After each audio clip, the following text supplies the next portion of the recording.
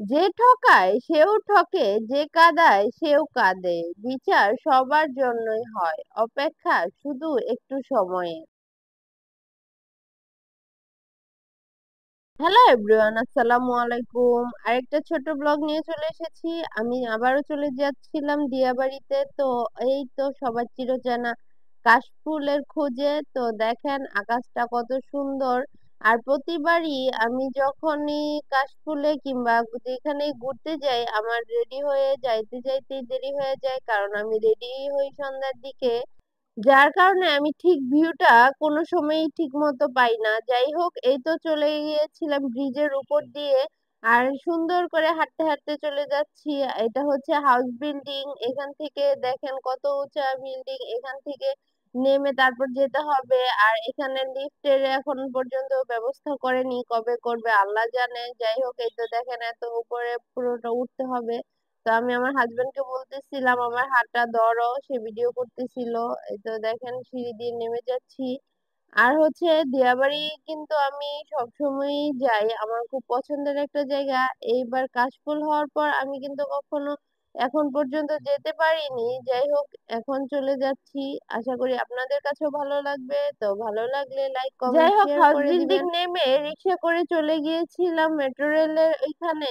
যাই হোক, এই তো দেখেন এটা এটা কিন্তু উত্তরা উত্তর মেট্রো রেলের এখানে চলে গিয়েছিলাম। আর দেখেন ভিউ গুলো কিন্তু আসলে অনেক সুন্দর। আমাদের জন্য দোয়া করবেন, আমরা যেন সবসময় এরকম থাকতে পারি, কারণ মানুষের নজর রাখতে কিন্তু বেশি সময় লাগে না।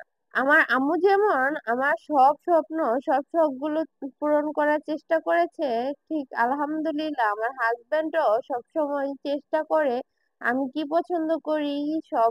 আর আমার কি শখ, ছোট ছোট শখ গুলো সে কিন্তু খুব সুন্দর করে পূরণ করে। এইটাই হলো আসল জীবন। আসলে বেশি টাকা পয়সা আর ধন সম্পদ থাকলে জীবনে সুখ ফিরে আসে না। যাই হোক, আমার জন্য গতকালকে সে 3 ঘন্টা জার্নি করে বিরিয়ানি নিয়ে এসেছে হচ্ছে পুরান ঢাকা থেকে। এই ব্লগটা শেয়ার করব, আশা করি আপনাদের কাছে খুবই ভালো লাগবে।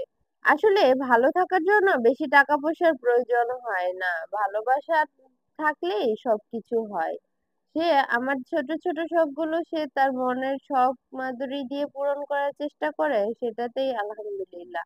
এই তো চলে এসেছি কাশফুলে। দেখেন কাশফুল কত সুন্দর, বাট এখানে আগে যেমন কাশফুল ছিল সেই পরিমাণে এখন কাশফুল নেই, এখন অনেকটাই কম।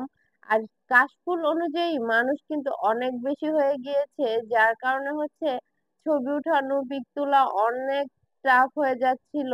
যাই হোক, আমি একটু চিপা চাপা দিয়ে ছবি উঠাচ্ছিলাম।